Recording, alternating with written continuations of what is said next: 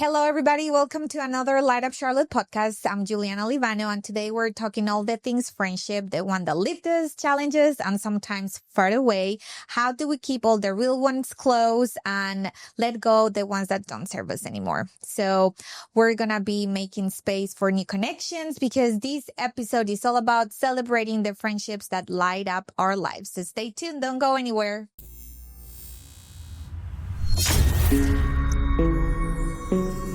Welcome to Light Up Charlotte, a space for stories that matter, businesses that inspire, and a community that shines together. Hello, everybody. Welcome to another episode of Light Up Charlotte. This time it's going to be a little bit different, right, Sarah? Yeah, right. Well, first of all, welcome to the beautiful Sarah. Thank you. She's one of my new girls for Alpha Lit, and now she's going to be my podcaster forever and ever. Perfect. I'm so excited. Okay, so we talk about different things that we wanted to talk about today. Yeah. Not to be really, how you say that? Redundant. Okay. And one of the things we kind of agree on was about friendships as adults. The tough topic of friendships as adults. Yes. Yes. So do you think it's easier to make friends on your 20s than your 30s and 40s? I don't know if it's easier. I think it's just different at different stages of life. Mm-hmm. When you're having kids or when you're in a career, it gives you more opportunities to find people maybe in similar phases as you. Mm-hmm. And then maybe if you're a stay-at-home mom, it's harder. If you are a working mom, it's harder because you don't have the play dates. Mm-hmm. It just is like I feel like you think you figure it out and then something gets thrown at you and you're like, I don't know how to do this adult friendship thing. And if you have a spouse, then that adds another layer to it. Because then you're like double dating friendships. Yes. So have you had like friendships in the past, like you felt they were gonna last you forever and ever? And then right now it's just like, I don't feel connected with these people anymore, or we don't have anything in common, or I'm just wondering why that happens. And how do you feel about those friendships if you have any experience that you can share? I feel like that. I feel because we're always changing. We're Mm-hmm. changing our opinions on things, and our friends are changing, and the things that we're willing to maybe put up with, tolerate in friendships Mm-hmm. can change. So it makes it hard to stay consistent with friendships for a long time. There's this statistic that says if you're friends for 7 years, you'll most likely be friends for the rest of your life. Mm-hmm. And I've seen that a lot. I have friends from high school still that Mm-hmm. no matter what phase we're going through, whether we live close to each other or far away, we still check in with each other. Like we still get together when we can. But I have friendships, like you said, that I thought would last. Like we just clicked at the beginning. Everything was great. And then I guess life just changes and you make different priorities than what you had when you first met maybe, or what you wanted in a friendship. I just feel sometimes it's hard to keep friendships, especially as adults, as you were saying. Stages in life and priorities change. Yeah. But I also feel like you have to make time to have good friends. For sure. And I think right now as I'm older, it's hard for me to find that time, like I have to choose between so many other things in my life, between my children, between my husband, between people think when you have small children, that's when you're the craziest in life. And I feel you never stop. Yeah. You know, my kids, I have kids of all ages from 17 to 3 years old. Yeah. I mean, I know you have like, well, how old is your oldest? 8 down to 2. Yeah. So it's just different scenarios all the time. Yeah. And I have to choose between being there for my oldest. She's getting ready to start choosing colleges and what is she gonna do with her life? And then I have my 3-year-old that I have to keep alive. And then all of a sudden I'm forgetting about my middle one. Yeah. And on top of that, I'm forgetting about my own husband. I'm forgetting about myself because that's it too. Like prioritizing your own self amongst all of the other things that keep you so busy. Being like, who am I? Where's my time that I get to do things that I love when I'm always giving to other people? And sometimes I think that is friends. Our time where we can like feel rested and happy and like that we've had like good quality time is with our friends. But also it depends on a friend because some of our friends can be toxic. They like can just some personalities I think can suck a lot of energy that when you leave the environment you're like worn out more than like energized. Whereas other friends you feel like energized and happy and like rejuvenated after you hang out with them. So then you have to be navigating like, do I have the energy and the capacity for these people? Even if you like them as a friend and you want to keep in touch, it's just like this energy of like, do I have what I need to be with you right now on top of all other things that demand so much from me? Yes, that is true. And then of course, talking about being busy, my phone is not on silent. So here we go. And talking about that topic, as you were mentioning, that there's some people that you're trying to make time. You know, we have all of these crazy of our lives. You have how many kids? 5? I have 5 in 6 years. And then I have 3 children. Yeah. And then we have work. Yeah. And then we have things that we want to do for ourselves. You also like to work out. Yep. I do too. And then our husband's schedules and what they're doing. Exactly. And then after all of that is that we feel, okay, we're going to put time aside to be with our friends. Yeah. Which I don't know if we should also consider that to be, I don't know, like maybe a priority, because sometimes when I'm going out with friends, I don't want to. I feel like I don't really want to. But then I'd rather rest or hang out with my family at home. Yes. Yeah. But also when I do, I'm like, you know, this was fun. Like I really needed this time with other adult people and women. Yes. But it's just that thing that pulls you like, I don't really want to do it.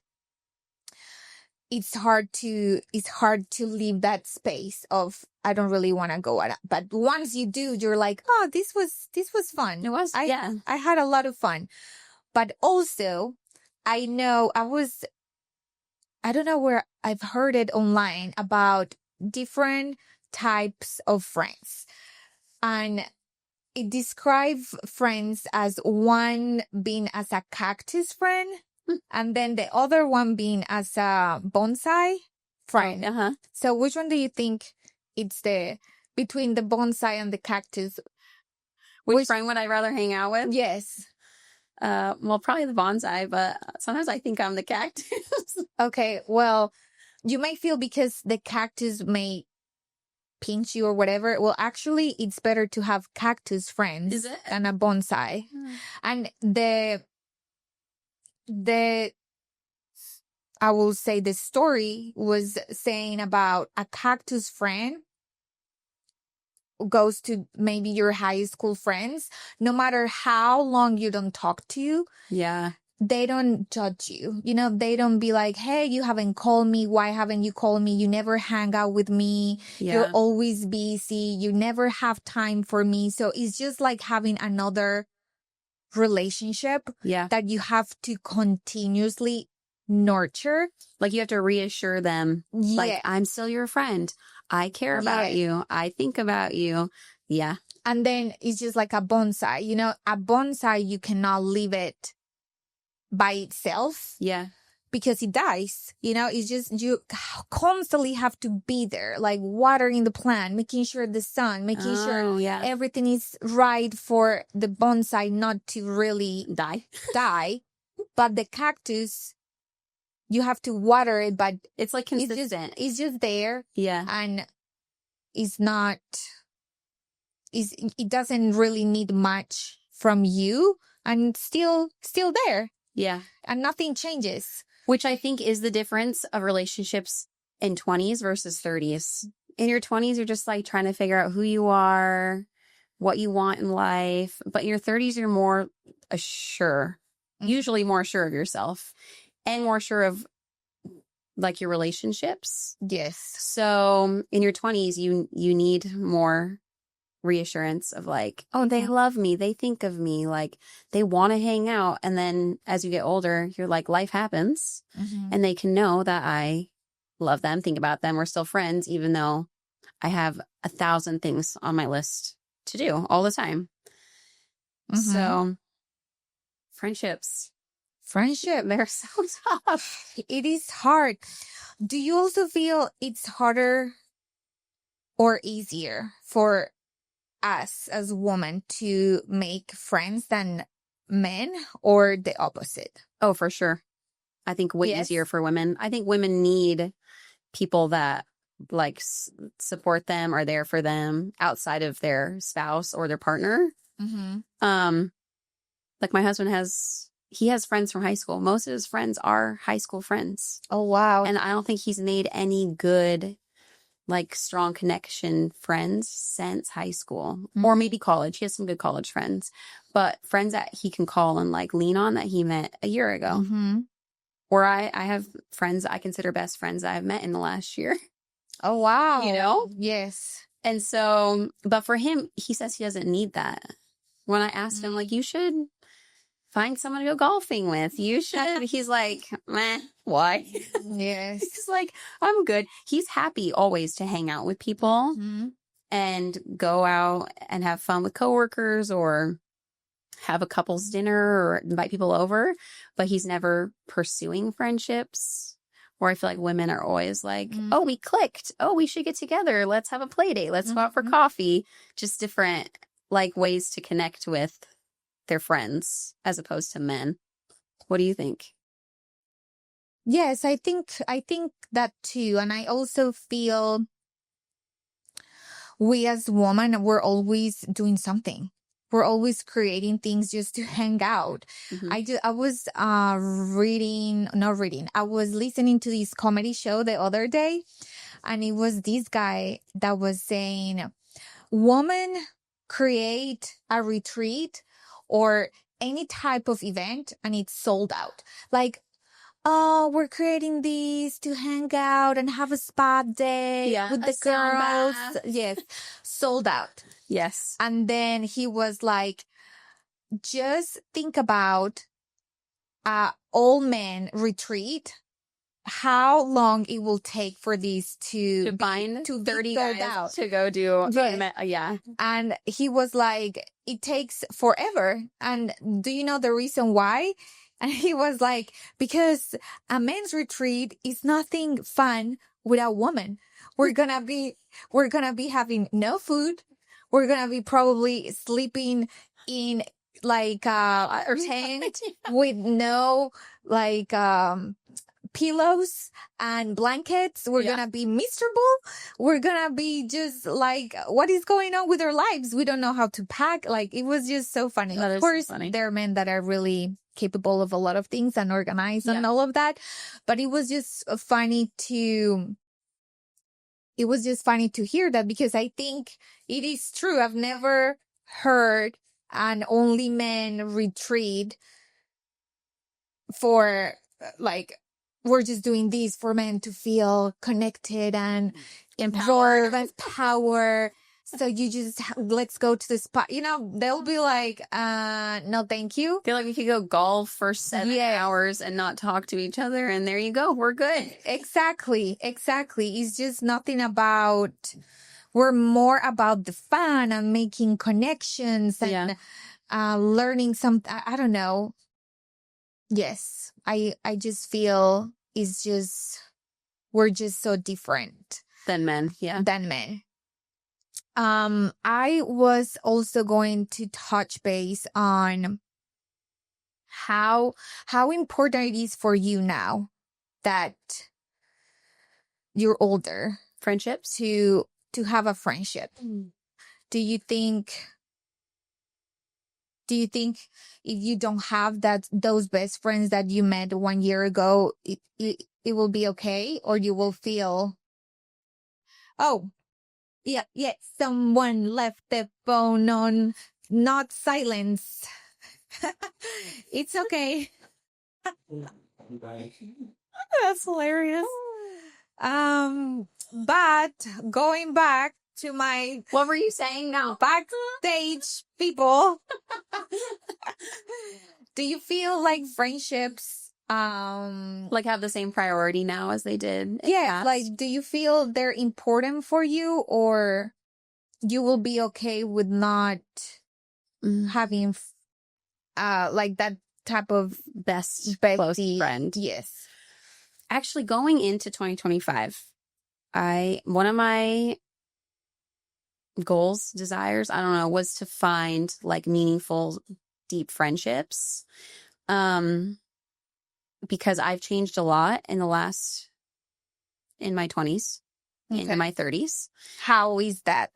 Just my belief system's changed. Where I live has changed culturally, because I used to live on the West Coast and now I live on the East Coast. So it is quite different living in different parts of the United States and what's culturally normal or acceptable.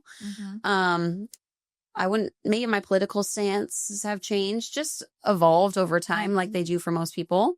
In my 20s, I was more willing to spend time with people that I disagreed with on like a deeper level.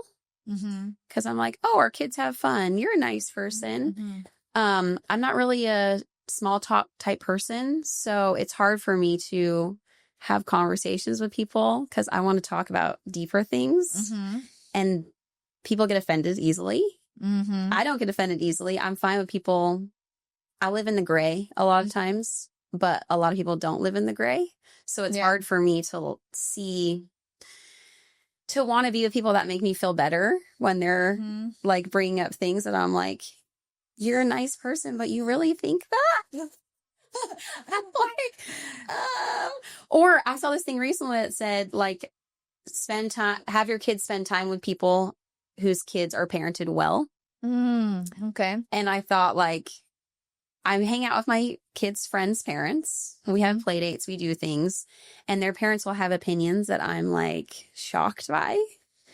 And I feel like I put more guard up around people because I don't want them to know who I really am.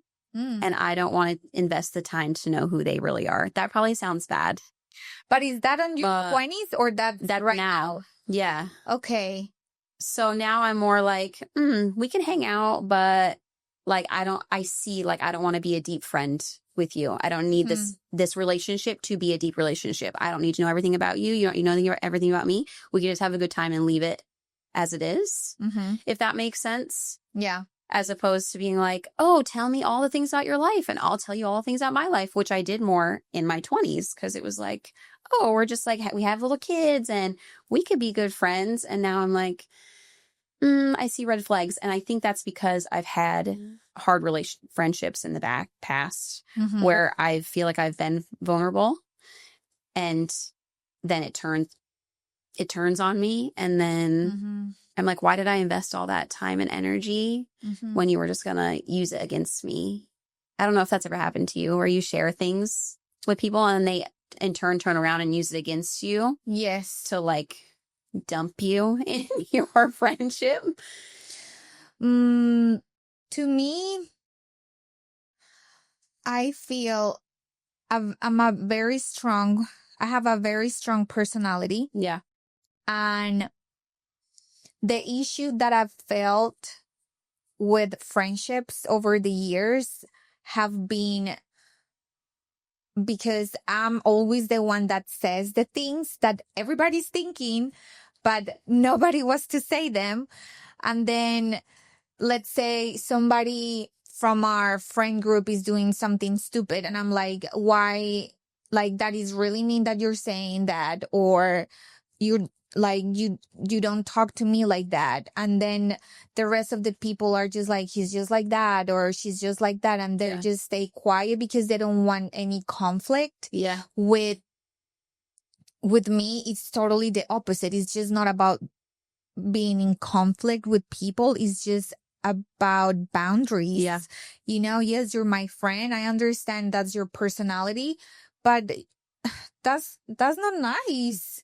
Like, you have to, I don't know, like, I will always speak out about the things that I didn't like about people, and it got me into many problems.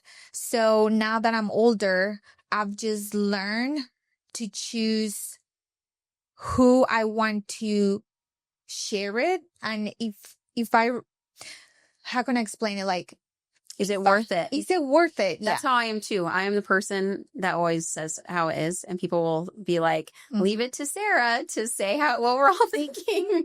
But it has gotten me in trouble, and I've lost friends because I'm more of like a problem solver personality too, which a lot of females just want to be validated, which is fine, but I'm not always a validating friend. Like, if I think they're doing something that is going to hurt them, hurt someone else, I'll tell them.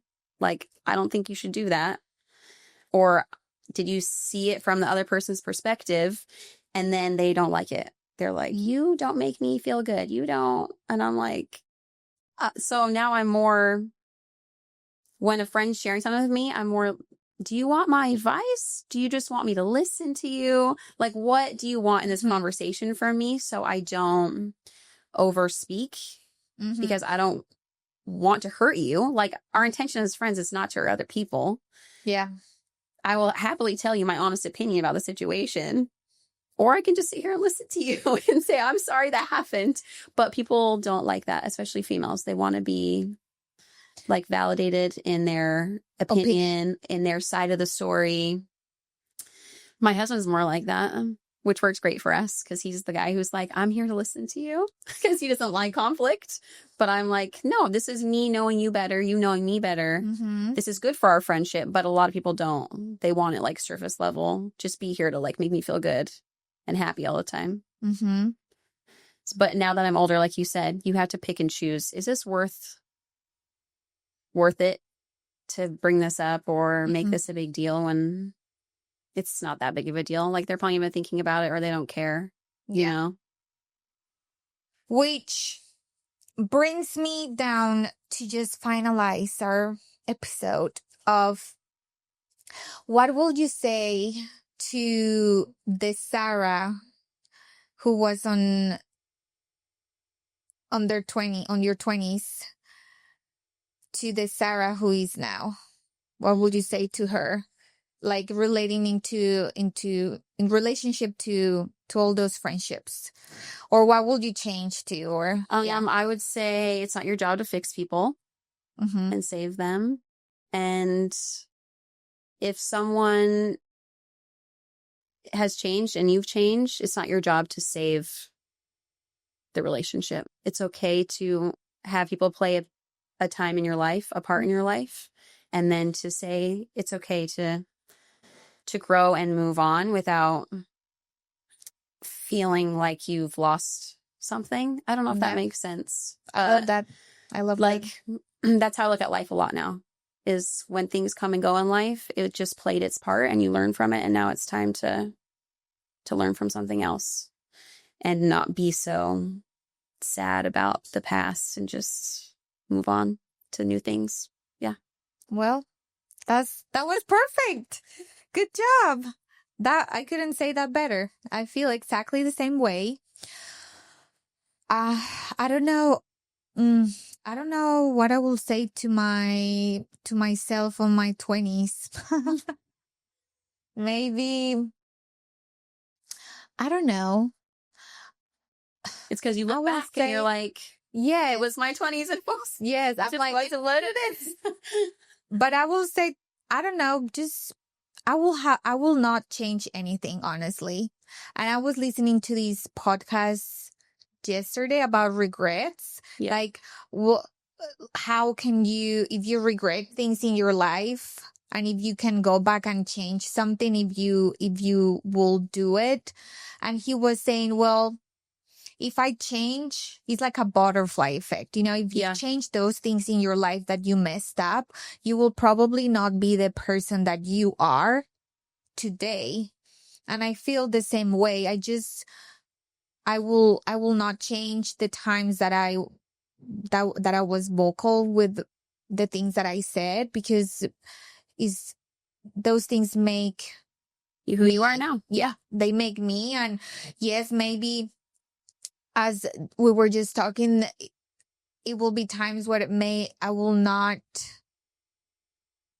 will probably not have said those things now that I'm older, but it's because I'm choosing not to do it. But I still can if I want to.